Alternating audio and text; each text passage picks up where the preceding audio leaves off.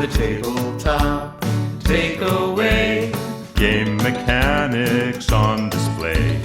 Three designers share the stage. Pick a genre and we'll play. The tabletop takeaway. Welcome back to the Tabletop Takeaway. I'm Ananda Gunaratna. I'm Charlie McCarran. And I'm Trevor Muller-Hagel. And today is our bonus episode on programming games. Beep, boom, boom, boom. So, in general, I think what characterizes a programming game is that players simultaneously plan out a series of actions and then they execute them. And when you're planning them out, you don't necessarily know exactly what other people are doing. Yeah. And we played 3 games. So we had Food Chain Magnate, Roll for the Galaxy, and most recently, Mechs vs. Minions.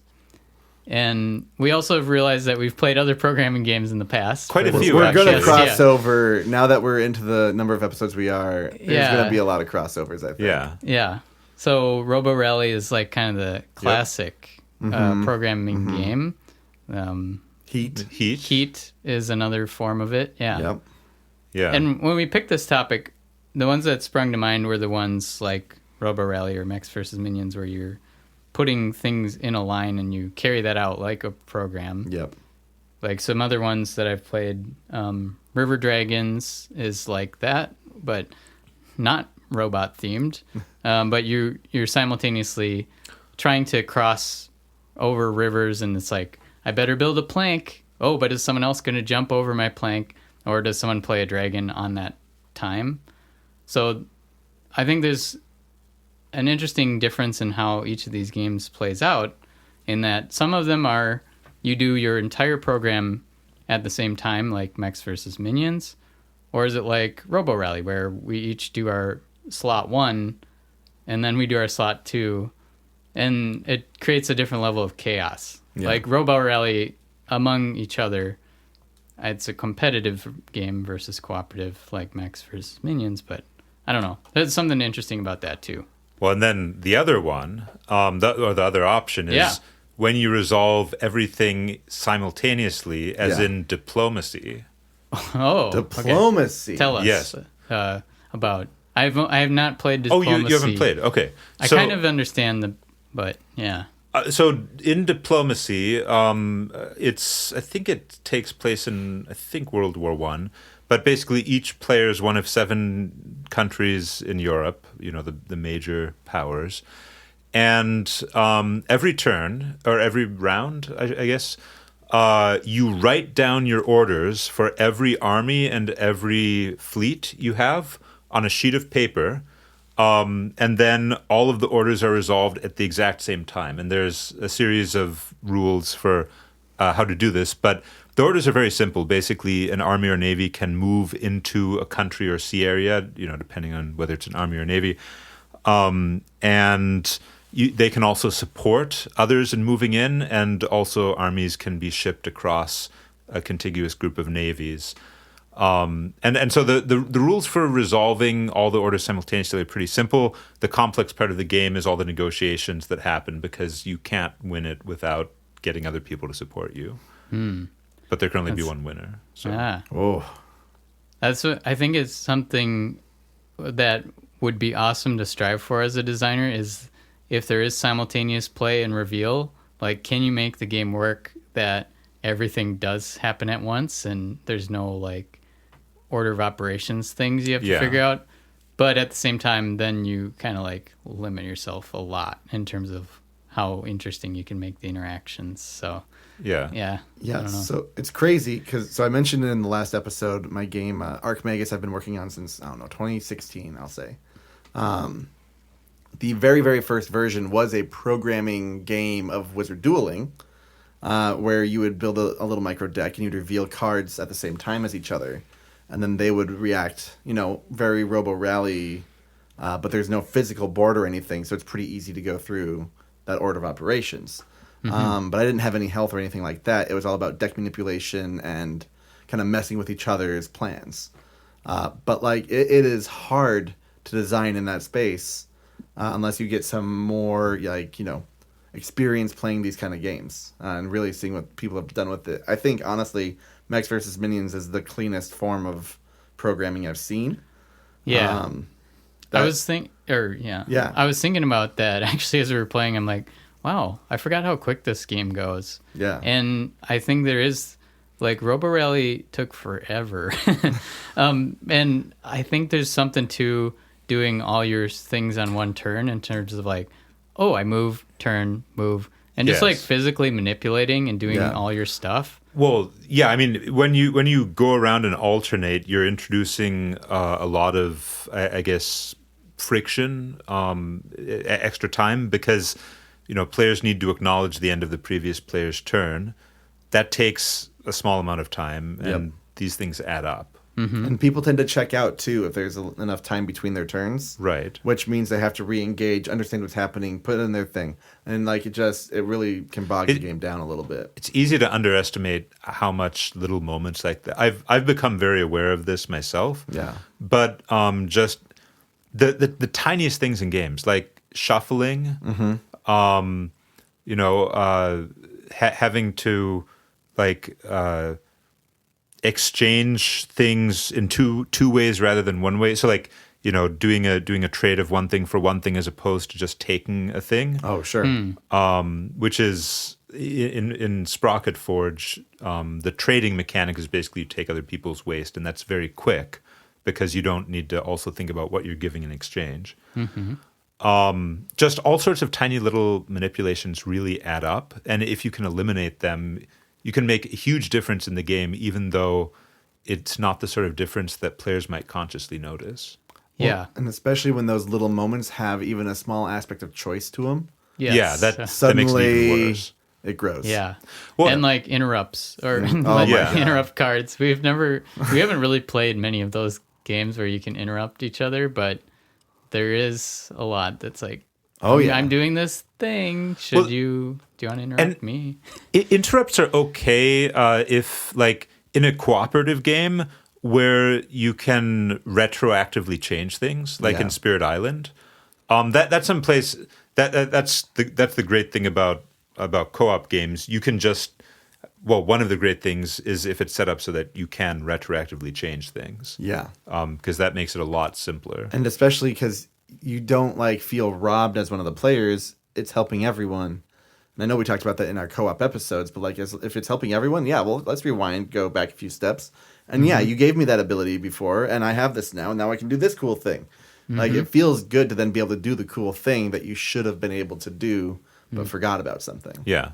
Well, actually, the other thing about Mechs versus Minions that I think saves a lot of time is that your programs are mostly fixed. Right.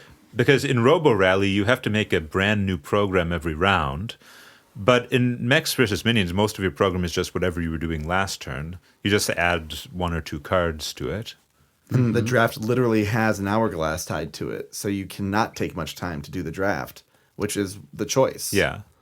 And the other game that Mechs versus Minions reminds me of is Root, specifically the Erie Dynasties and Root. Oh, yeah.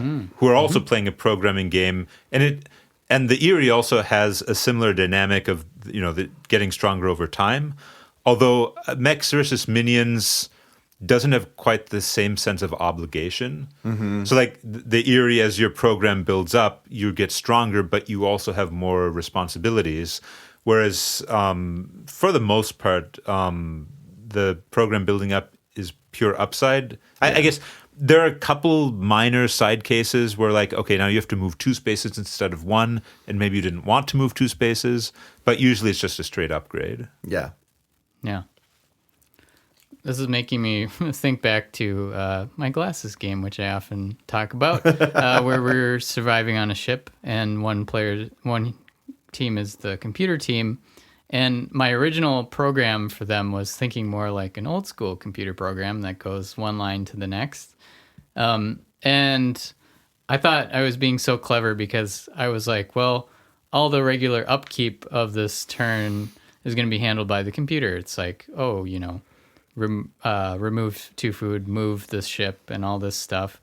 And you could like tweak things along the way, and some of them were decision points.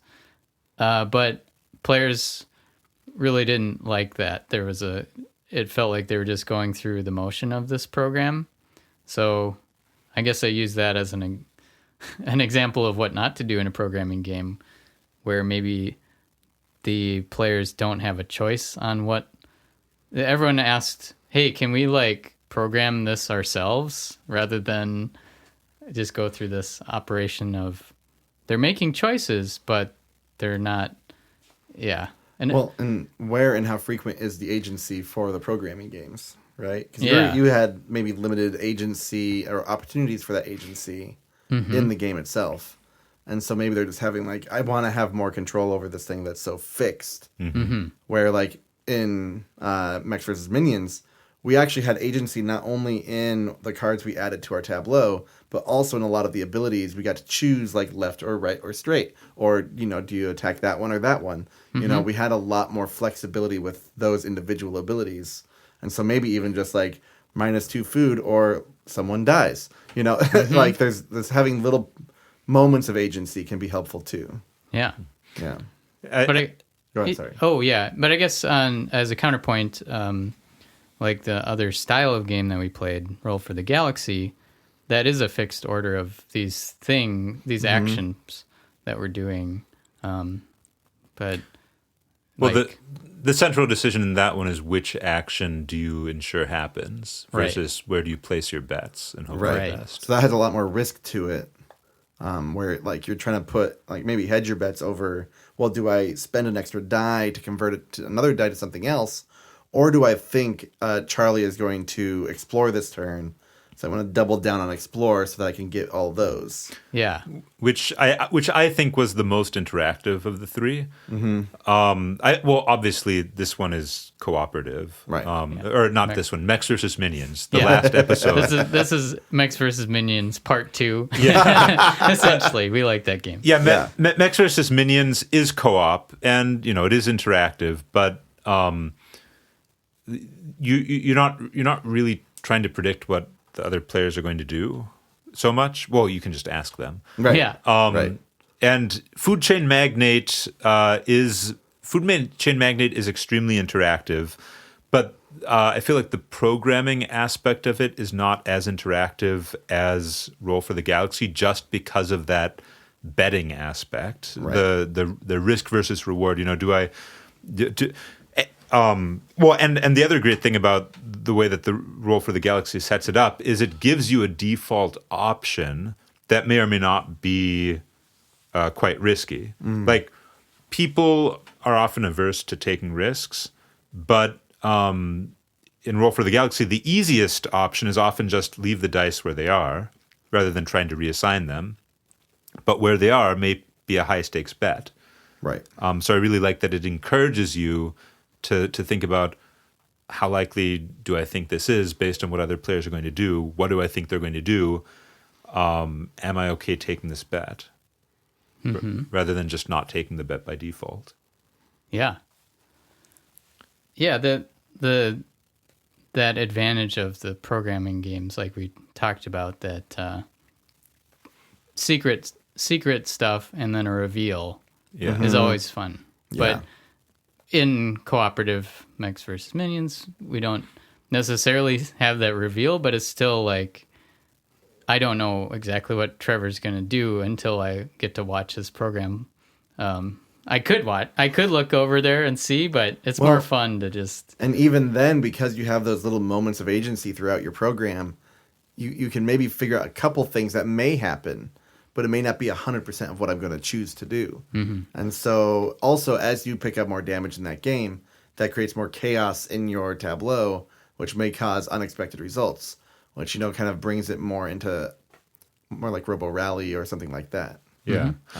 Well, and I think Mechs versus Minions is focusing more on a different aspect of programming games, which is that you have a plan that's set in stone and you have to carry it out, which Roll for the Galaxy doesn't really do, because I don't think you even have to use the dice that you assign if you don't want to. No, they just go back to your cup, I think. Yeah. Yeah. And once again, Food Chain Magnate is kind of in the middle.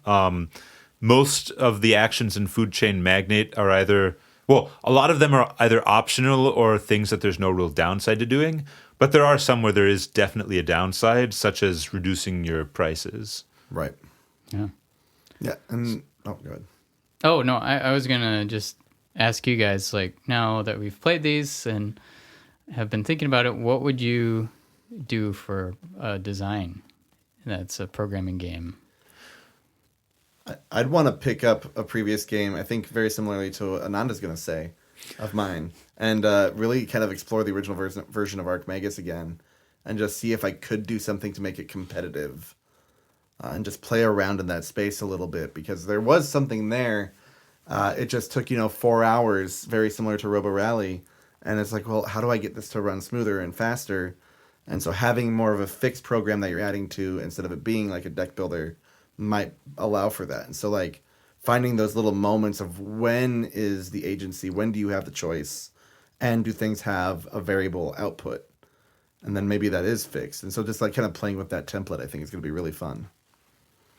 Yeah, so I actually have a couple games that are programming or programming adjacent. There's Kludge, of course, my game about robots that have a program that just steadily grows longer, and you never goes away. You just have to keep hacking fixes in, which I haven't visited in a while, but some of the insights from having all those disposable minions running around everywhere makes me think of maybe revisiting that.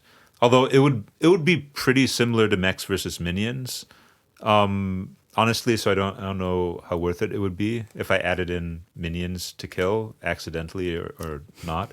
But that would solve the problem of wandering around aimlessly. The other game, I guess, I'm not sure it counts as programming. It's more of a simultaneous reveal thing. But my card game Weavers, which was sort of a wizard fight type thing. Yeah. That involved every turn both players choose a card from their hand and reveal it. So very short program. Probably not really qualifying as a program, except that Weavers also has a bit of the fixed sequence dynamic built in. I mean, you can change what card you play, but each of the spells that you play has an immediate effect and has another effect that you unlock if you generate the right combination of symbols with other cards you play. So you aren't locked into your program, but you are punished if you deviate from sort of the pattern. Yeah, like say you want to cast a fireball, and to cast a fireball you have to do symbols A, then B, then C, then C, then B. That means you probably want to play spells that generate C next turn, B? B next turn, followed by C the following turn, and then another C, and then another B. Because if you don't do that, your fireball is wasted. So it's sort of like, I guess, soft programming restrictions. Sure. And your opponent, in theory, could predict what cards you're going to play, except in practice they probably can't, because the symbols are tied to cards in ways that are not easily predictable to a new player. Sure. Yeah, I think for me, it's reminding me of a game idea I had a while back that had like little cardboard ships that are passing in front of everyone. It was like about smuggling in space, and that game started out because I had that kind of similar idea where you programmed your small deck of cards and you tried to figure out what's the best order to put these in, and then you're going to reveal one at a time. And somewhere along the lines it changed what that was, but I never actually tested it because I just had this inkling that it was going to be too hard to plan something meaningful out of an entire 10 cards, because I was imagining that maybe not having any feedback along the way is like, oh, my plan didn't work. Bummer. But my one thought that I would want to return to is actually maybe I could lean into the chaos and revolve the game around that craziness. I think that would be a really funny, well, let's see what I did. Is it going to work out? And then you flip a huge deck of cards over and something chaotic and funny happens. And maybe leaning into the mechs versus minions idea, that's like, well, there's lots of stuff on the board, so even if I didn't do my original plan, like, I did something.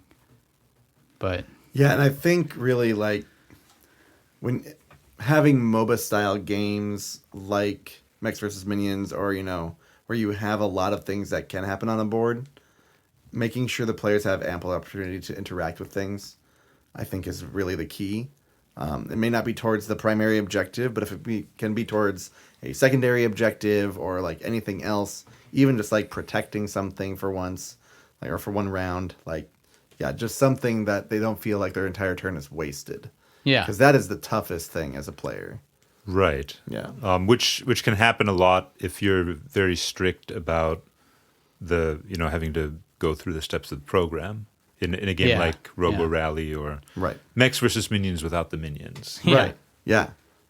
And maybe something that could work is like, okay, you reveal a card, you're hoping that it works for the ability on the card, but if it doesn't, maybe you can always just trash it and gain a resource or something like that. Like, Yeah, it counts yeah. for something.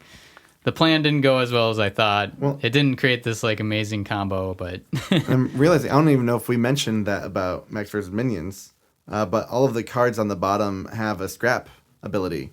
So if you pick up a card in the draft, but don't want to put it in your tableau, you can just scrap it and get the ability and either repair one or swap something in your tableau, yeah. and give you a little bit more flexibility there. Yeah. Which, yeah, that having that kind Multi-purpose. of, that potential there to really just have a little bit of shifting around is really helpful. Yeah.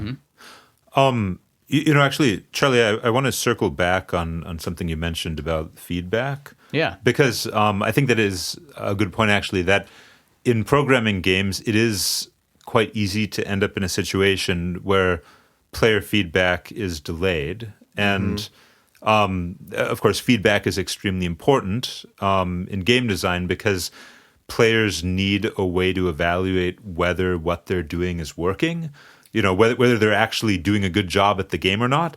And so the game, the game needs to communicate that to them. But with programming games, if it takes a long time to program and then resolve the program, it's not great for feedback. I guess it helps a little bit that you explicitly see what you did in the past as it's resolved. Mm-hmm. But there's still quite a delay between making the choice and being rewarded for the choice, which is maybe a challenge to be overcome in programming games. But yeah, go ahead. Well, one game it makes me think of actually is Mamma Mia, which is a game in which you're making pizzas, and everyone's playing ingredient cards onto a central pile, and then trying to guess if enough ingredients have been placed on the pile to make a pizza. But you don't actually get to find out if your pizza succeeded until the end of the round, after the pile has been built, which is a very long time after you make the initial choice of whether or not to put a pizza. So that's, a difficulty there, right? Yeah, and I would actually say Food Chain Magnate is very similar in that, like, you don't see the fruits of your decisions for a couple rounds after you've done them. That's true. And so, like, yeah, I didn't know if I was doing well until I realized I wasn't getting money and you two were. I'm like, oh no, what have I done? Well, and actually, especially how long you have to delay gratification with training employees. Yeah. Since you have to wait several rounds before you can even use them. Oh, yeah. But it's pretty thematic to making and a food chain. Like, Yeah. did the marketing campaign work? I don't know. Did anyone show up for pizza? Yeah. Oh, that's why I didn't sell any, because they Yeah. all went to the cheaper place. That makes sense. Okay. But I will say, in addition to that, though, sometimes I think like one of the biggest boosts of whatever dopamine or some other neurotransmitter that we get when we're gaming is like this feeling like, ooh, I set up a plan and then the plan worked like multiple rounds later. So like maybe as a first timer, you don't get the huge rush because you don't exactly know what's going to happen. But you the hopefully get second something, time- right? You get something that connects Yeah. and clicks. And it's like, oh, oh, if I had just done, okay, I need to like rewind time and start like do that this time. Yeah. Yeah. Well, and I guess the benefit of programming games for that is that you see your exact plan because you had to lay it out beforehand. Right. So you know exactly what it is that you did. Yeah. And if it goes awry, then usually it's like pretty funny. So And you can see exactly where it went awry too. yeah. Well, and we were talking about Food Chain Magnate and how putting out your employees is the programming aspect, but I'd almost venture there's a secondary programming aspect with marketing and production, where you have to have the marketing in place and then the production in place, and it has to be very like sequential, and then you also have to have the demand for your place, and so it's very abstract programming, but it has to happen very sequentially, and so you're like making this very solid, tangible plan. But there's another almost program that you're trying to run to make it work as efficiently as possible that you have less control over directly. You have more indirect control over it, which I think is, I was thinking about that while we were talking, and I was just like, oh man, that's fascinating. Mm-hmm. Yeah. Well, all right. I guess I need a takeaway. We all do. Sure. We all do. I think my takeaway probably is that very strict fixed programs can work, which was something I was not sure about after previous attempts to make Kludge work. Yeah. And in particular that that very rigid fixed programs that don't change can work especially well if you add in lots of little objectives that people can accidentally satisfy while they're resolving their program.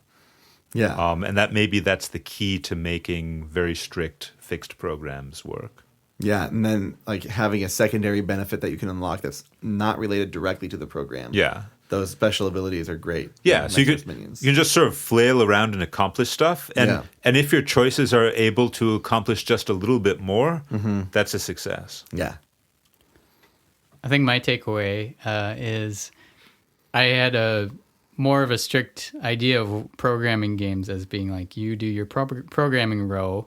And so when you introduced Food Chain Magnate as one, I was realizing like, oh yeah, I guess it's kind of like a program as long as you pick more than one thing simultaneously. Yeah. And then they resolve. Yeah, and because I've made some games that are like simultaneous action selection. Everyone picks one thing, like Citadels or something is that kind of game where you pick one thing and then you do it.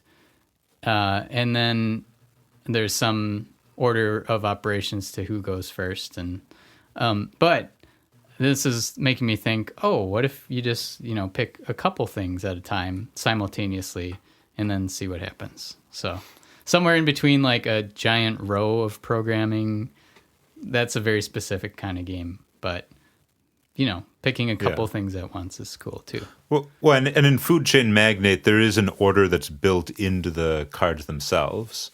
So the player doesn't decide the order in which things occur, but there is still a very strict order that quite often matters a lot, actually. Oh, yeah. Yeah.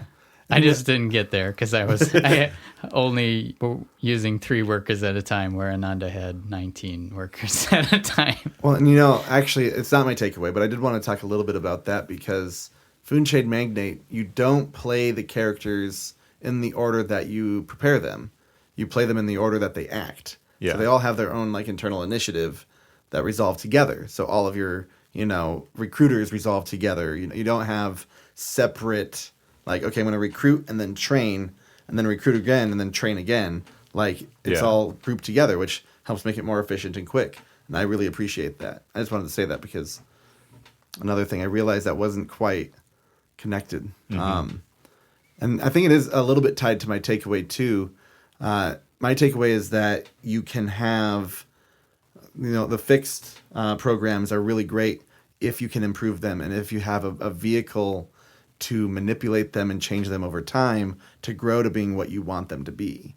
And I think that's a really interesting thing when I compare it to something like Robo Rally, where you have a deck and you can improve the deck over time, almost like a little bit like a deck builder-ish, right? But it doesn't quite have the same feel because you still don't know how everyone's going to act in, slot to slot as you resolve each individual slot independently.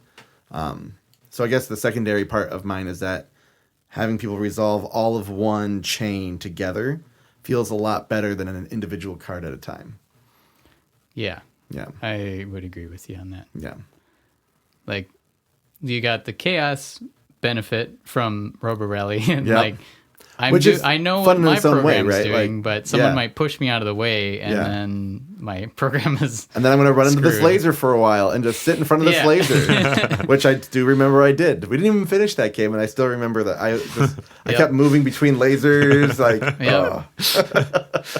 Yeah. Cool. Well, hey, Trevor, do you want to talk to us about the design challenge? Oh, yeah, I'm going to do that because I just released the other two. So, now you'll know when I actually recorded this episode. But, yes, there's going to be a design challenge. It's going to be very simple. And it's going to be on our Discord under Design Challenges. There's going to be a channel for it specifically. I think this is going to be 6 or 7. I don't know for sure which it's going to be. But yeah, look over there. There's other challenges up there already. People are participating a little bit, which is great to see. I love people getting inspired by things or finding some of their old designs and seeing if they can, dust it off and see if it works for them still. Yeah, it's a good time. So yeah, if you're inspired by this programming games series, see what you can do with programming. Or do you have an existing game, like you said, that you can dust off and add some programming element into it to make it more fun? Who knows? Yeah. So with that, we will wrap up this series and hope you tune in next time. Hey, thanks for listening to The Tabletop Takeaway. This podcast is made possible by listeners like you. So please tell your friends and visit our website at thetabletoptakeaway.com, where you can suggest games and mechanics for us to cover next on the show.